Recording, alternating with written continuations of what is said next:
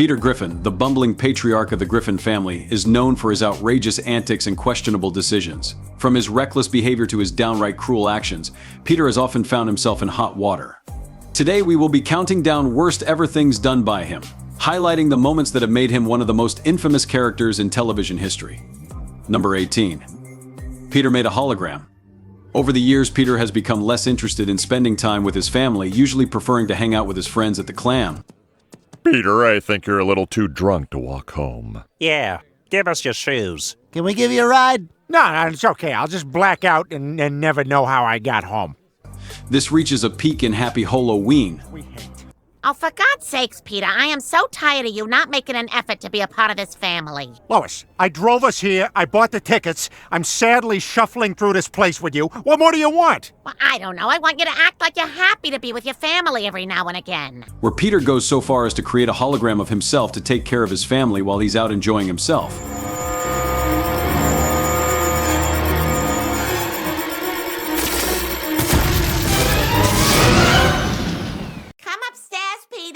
I need you to put the 2 small slip covers on the hard-to-grip couch pillows. Yeah, you can start by handling that. I would be happy to help your family with whatever they need. The plan eventually backfires when the hologram decides to imprison the real Peter and murder the rest of the family. Peter, can you come upstairs and tell me if this gray chicken smells funny? Be right up, babe.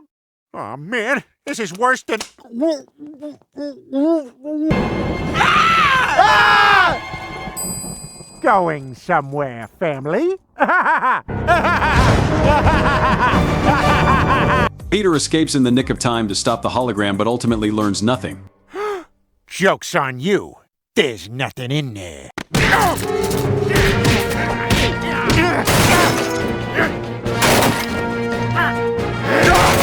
Even creating a new hologram. Coming in at number 17 is blowing up the bridge. As seen in the controversial episode, Peter has even aided in acts of terrorism. Correct! Go directly to jail and convert to Islam. Because they do that. Yes, that is what I intended. He befriends a man named Mahmoud, who is revealed to be a terrorist targeting the Quahog Bridge. Hold on. Oh no, it sounds like they found Peter's wire. Change of plans. The attack happens now. Peter gets roped into Mahmoud's organization and is forced to drive the van that is loaded with explosives. Pull over up here. Please, Mahmoud, don't do this. It is too late. The job must be done. Look, I know you're mad at our government, but you gotta realize that's only part of America. While he successfully works with Joe to apprehend Mahmoud, the plan is nevertheless executed when Peter inadvertently detonates the explosives with his cell phone. Tell you what, let me call Horace and tell him to get our table ready. Peter, did you just... Let's go. We don't even want to know what kind of damage this caused. As it is, the entire bridge and multiple vehicles were completely destroyed. It may have been an accident, but it was still a horrific crime. Number 16. Tried to marry his own son. Fresh Air sees Chris be chosen as his grandfather Carter Pewterschmidt's sole heir. Teddy, you're all better. That's right, Pumpkin, and I have an important announcement to make. I have decided to change my will and name my grandson Chris the sole heir to the Pewterschmidt fortune. What? Why? Peter becomes obsessed with the potential money, constantly trying to kiss up to Chris. After realizing that the real winner will be whoever marries Chris, Peter goes against the laws of heaven and earth to marry his own son. Peter even manages to trick Lois into a divorce. I don't know. It seems really weird. I mean, aren't men supposed to marry women? No. That's just all of human history except for the last 5 months. We'll just be like best pals. And besides, there's plenty of people who are married and don't have sex. Chris only agrees to the idea so he can finally spend time with his father, as Peter is horribly negligent to his son. Coming in at number 15 is robbing a bank. When Peter's not otherwise subjecting Meg to dreadful treatment, he's making her an accomplice in his crimes. Dad! There's no time to argue. We got 150 seconds before the police respond to the silent alarm. Now check those bags for dye packs. Who's the manager here? In a stunning reversal, this episode sees Peter and Meg actually bonding and spending some quality time together. Who had the chicken parm? Oh, that's my second entree. But you know what? You have it, Meg. Thanks, Dad. Boy, after all this food, we're gonna have a couple of night moves back in the motel later, huh, Dad? Oh, absolutely. Sword fight! Gonna get ya! You got a funny little wiener, but you're a nice guy, Meg. This is great, Dad. That is, if robbing a bank counts as quality time, Peter proudly walks into the branch to show Meg how he pays for his shenanigans. Meg, you've probably wondered from time to time how on earth I pay for all my shenanigans. Well, I'm gonna show you. This is a robbery! Everybody get on the ground! He then whips out an assault rifle and robs the joint. Robbing the bank is bad enough, but Peter demonstrates an untapped level of hideousness by ordering Meg to do his dirty work. Who's the manager here? I am. What are you doing? You said if he moves, shoot him! He's the only one with a combination to the safe! It's blown! It's blown! This whole operation is blown! I'll get the car, kill everyone else! This was really a hideous act done by Peter. At number 14 is breaking Brian's nose and teeth. Family Guy got progressively gorier and more violent as it went, and that can be seen in Season 13's Brian the Closer. This has to be the stupidest thing you've ever done! No, Brian, the stupidest thing I ever did was turn the bubbles off in a hot tub. Yeah, party! Ew, bath with friends. Brian rediscovers his old rope toy, but Peter wants it for himself. Ew, what would you want that for? It's gross. No, it's not. It's awesome. I can suck on it for the flavor. I can thrash it around, pretend it's a snake. Sometimes I just bite it like this. Rope! That's stupid. I want it. Well, you can't have it. It's mine. In an act of intense jealousy, Peter ties the rope to his car.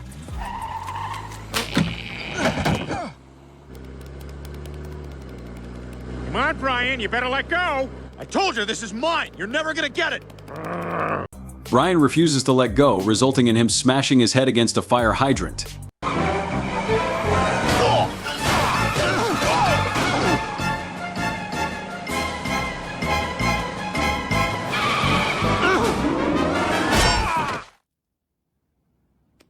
This incident reveals many horrible truths about Peter. Not only is he possessive and selfish, but he's also prone to bouts of complete carelessness. Oh, man, I'm real sorry about your mouth, Brian. Damn it, Peter, what were you thinking? This has to be the stupidest thing you've ever done! In this case, his carelessness caused a frightful injury to a member of his family. Number 13. Lassoing Meg. It's unfair how often Meg gets mistreated, yet she is the nicest member of the family. Mom, I forgot my keys. Do you know where... Rape? In the Hitchcock-inspired Dial Meg for Murder, Peter decides to enter a rodeo competition that he has just been informed about. You know, that's the difference between you and me, Lois. When life comes knocking at the door, you go and hide in the kitchen. I fling the door wide open and I say, Peter Griffin here, what do you got? And if that don't convince you, look at this. In this week's TV guide, it says Peter gets more than he bargained for when he joins the rodeo. Since he doesn't have a big enough yard to practice on, he goes on to do it inside the house.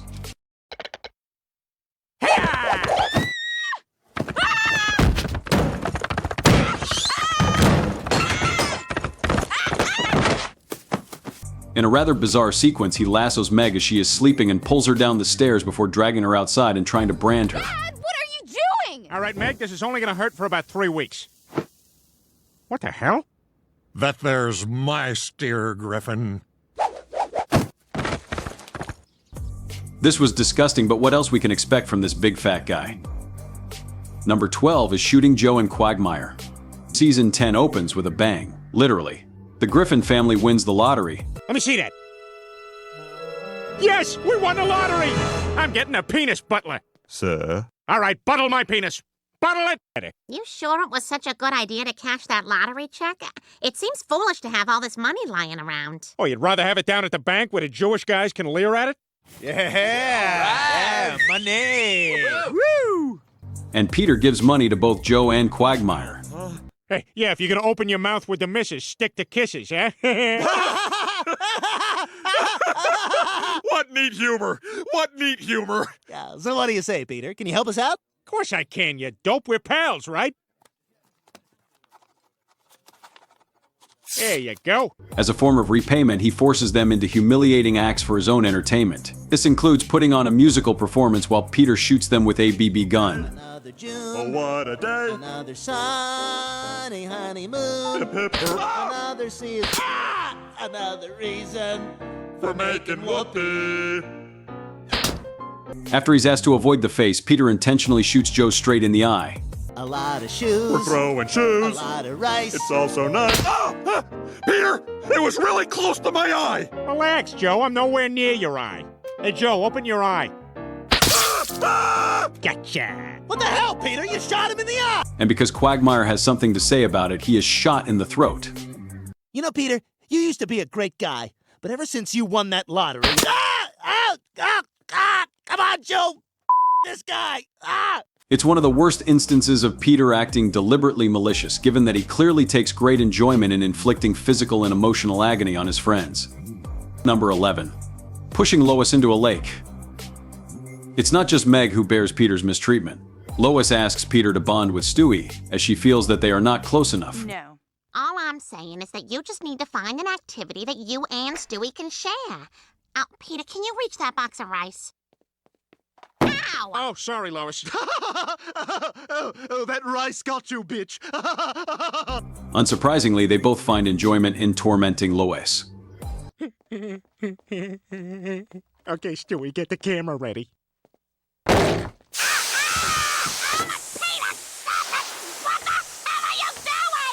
What do you think I'm doing? I'm bonding with Stewie.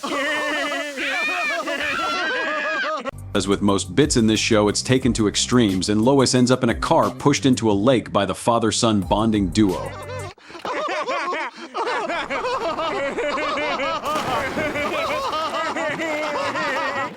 They laugh hysterically over the ordeal, and it's only later that Peter grows a conscience and wonders about her safety. Geez, I hope she can get out. No, I'm sure she'll be fine. Poor Lois is probably used to the harassment from Stewie, but this is a lot from her own husband. It's honestly a miracle that she hasn't divorced him. Counting in at number 10 is Blackmailing Carter. The wealth discrepancy between Peter and his father-in-law, Carter Pewter Schmidt, has always been a recurring theme of the show. Ew! No, this is my sister. Ew! No, I'm impotent. Ew! I mean, she looked at me while I did it to myself. Ew! I mean, she's a man. Ew! By season 9, Peter has had enough and decides to take advantage of Carter's financial position. Only it comes at the cost of Carter's personal life. Peter finds his father-in-law having an affair and, while he initially agrees to stay quiet, he eventually blackmails Carter into submission. But how can you be having an affair? What about Babs? That's not your concern. You didn't see anything. Remember that, or I'll ruin you. Okay, I promise. I'll be as quiet as a church mouse. Actually, you know something, Peter? This could be an opportunity for you. What do you mean? Well, Lois's dad is loaded. You could probably get him to pay through the nose to keep your mouth shut. Yeah, you could really milk this thing, Peter. Huh. Never thought of it like that. Oh, no, you don't get to talk to me like that anymore. Not unless you want me to blab about what happened on the yacht. What are you getting at, Griffin? That's right. You're gonna start doing a lot of stuff for me. He uses his newfound power to enjoy the finer things in life, like a limousine joust that nearly gets them killed.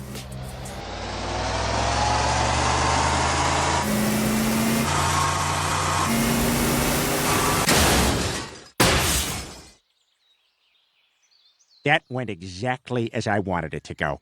Even worse, the blackmail was all for nothing as Peter accidentally reveals the truth anyway. Damn right, you hear that, Lois? And he's not just saying that because I covered for him about his affair. What?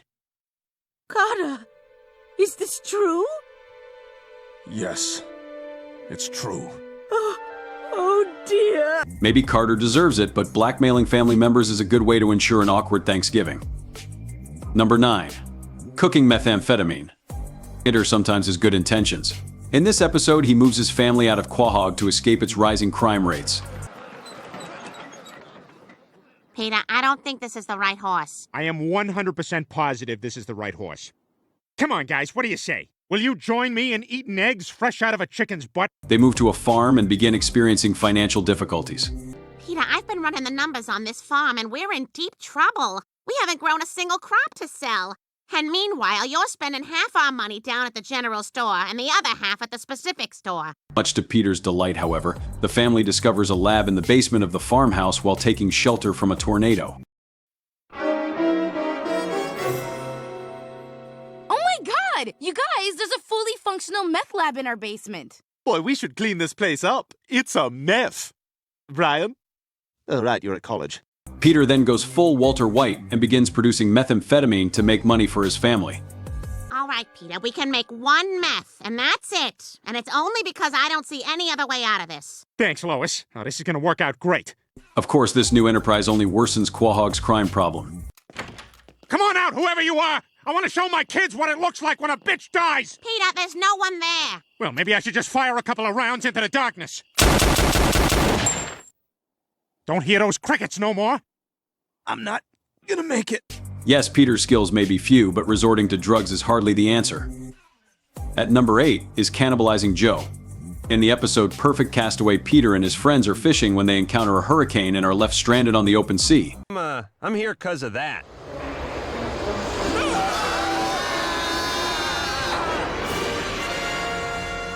They are initially kept alive on a raft made of inflatable dolls. Lucky you packed so many blow-up dolls, Quagmire. Be careful.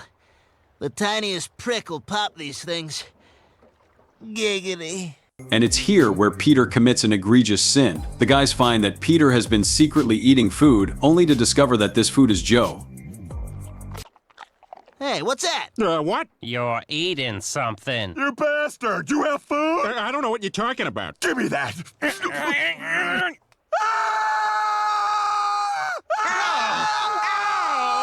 Since he's a paraplegic, he didn't feel any pain, luckily, but this is a whole other sort of line to cross. He didn't even ask for permission. What the hell is wrong with you? Look, Joe, Joe... You've been eating me! Okay, you know what? Let's just agree to disagree. Even for Peter, this is way messed up.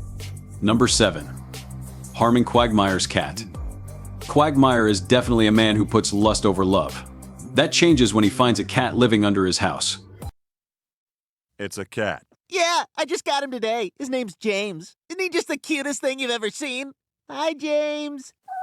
Oh, my God. Quagmire begins spending more time with the animal than his friends. Who is it? It's me, Quagmire. I need to borrow your lawnmower. Oh, Quagmire's not here. It's just me, James. I'm supposed to watch the house. Come on, Quagmire. It's 97 degrees out here. We're 2 grown men. Are you selling yarn?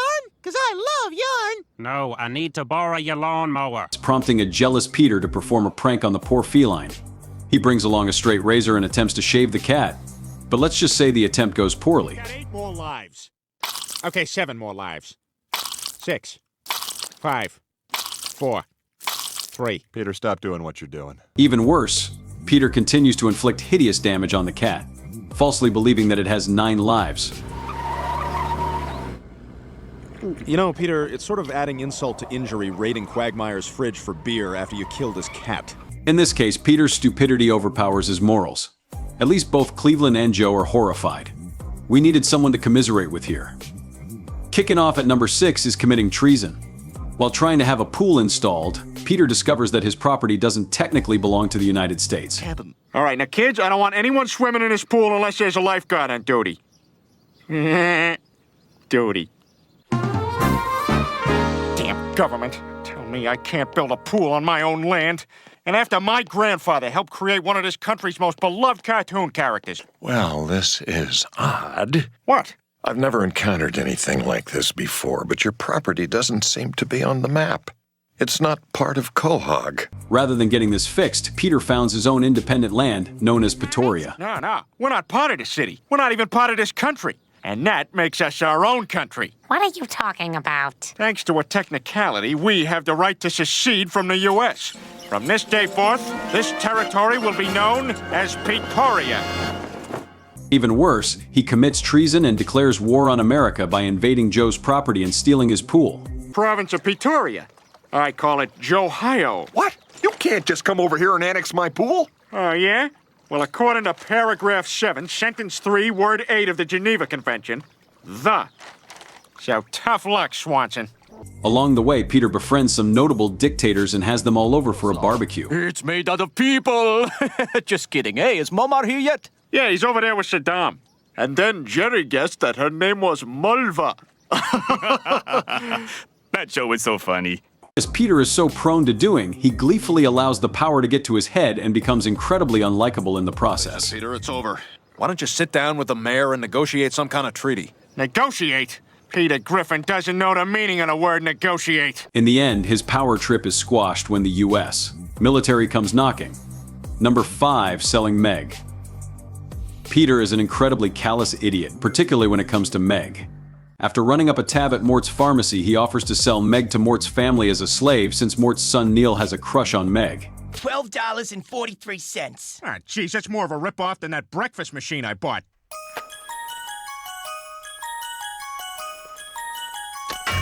I'm shoving them up my butt. Of course I'm eating them. Give me a carton. Peter, it's the end of the month, and I'm calling your tab. You owe me $34,000. What? Oh, man, how am I going to come up with that kind of money? Peter, I'm waiting.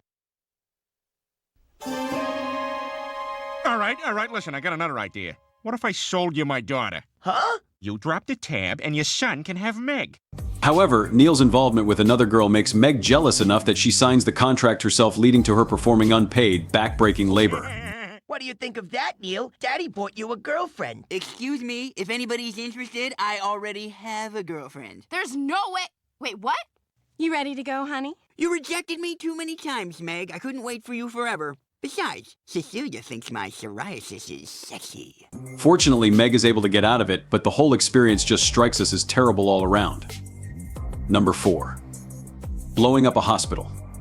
Both Peter and Lois go against Brian's advice and decide not to vaccinate Stewie. It's not crap, Brian. There's a lot of evidence to suggest there's a link between vaccinations and autism. Lois, all that so-called evidence has been debunked. Listen to some of these ingredients. Mercury, thimerosal, aluminum, formaldehyde. Lois, deciding not to vaccinate Stewie is something that affects all of us. The two become fervent anti-vaxxers, but Lois eventually changes her mind when Stewie becomes sick. Because heartless corporations make billions of dollars by foisting garbage and poison upon our children. We're all gonna die! Chris, you're supposed to whisper that to the next person. Peter, Brian's right. We were wrong about everything. We've got to get to the hospital and get Stewie vaccinated. Well, it might be a little too late for that. Peter, on the other hand, remains firm in his beliefs, so much so that he eradicates the city's stash of vaccines. In a scene parodying The Dark Knight, Peter dresses as the Joker and completely decimates the hospital with a series of explosions. All right, what else did I have to do today? Ah, yes, overdose in my apartment. I better get home. Not only does he wipe out all the vaccines, but he presumably kills a large number of people in the blast. It doesn't get much worse than this. At number 3 is horsing around. Peter is also quite malicious towards animals, as proven by his treatment of Till Death. This is a horse that Peter buys at a Kentucky auction and enters into the Quahog Derby. Louisville! I don't know! Peter, there's something off about that horse. You have an eye for animals, Lois. This horse is retarded. That's why I got it so cheap. Unfortunately, the horse proceeds to harm a number of bystanders. Horsey, go! God, it even runs like it's messed up in the head. You named your horse Till Death? You know why? Because I'm gonna take this horse and shove it down America's throat. What's this? It looks like Till Death has taken a right turn and is heading into the stands. Then later dies of a heart attack. Peter disposes of the body the only way he knows how. Respectful burial? Cremation? Guess again, friends? Poor Mort has the horse delivered directly to his pharmacy counter with extra emphasis on expedited shipping. Number 2. Roasting Lois on her birthday. Peter has never been the greatest husband. If he's not blatantly trying to cheat on Lois, he's reading her quite possibly the worst birthday speech known to man, and in front of all her friends, no less. In this episode, Lois is feeling upset about getting older, but her spirits are lifted when she finds a surprise party waiting at home. Unfortunately, it's short-lived. Peter, in his speech, criticizes her aging body and says some other rather terrible things. Peter, that's enough. Lois, you may not be the young filly you were when I met you, but you're still my reliable old plow horse who's there each day to pull the plow, to help around the barn, and let the husband horse slap a batch at her now and then. Only to top it off with a very confusing "I love you, sweetheart" if you somehow forgot how self-involved Peter is. Here's your reminder. Well, I guess that's it. I love you, sweetheart. And I have a lovely gift of the batch-slapping variety waiting for you when I'm just the right amount of drunk. To Lois! To Lois! Number 1. Becoming a bully. Peter has a mean streak, and it comes out when he's with Kyle, a 13-year-old who intimidates Chris. Well, listen, it was wrong of you to steal my customer away from me, and I want him back. Oh, yeah? Look, Griffin got his ass kicked. What a loser! I have that shirt at home. You You pushed me. Boys. When Peter learns of this, he reacts in kind. And it is not pretty. Peter confronts Kyle over his recent behavior, but the young teen doesn't take him seriously. Listen, I just want you to know what you did the other day was wrong. What you did the other day was wrong. You're not making this easy, Kyle. You're not making this easy, Kyle. My name's Peter Griffin. I'm a big, fat, dumb buttface. Fed up with his childish conduct, Peter angrily attacks Kyle and leaves him in great pain, to put it mildly.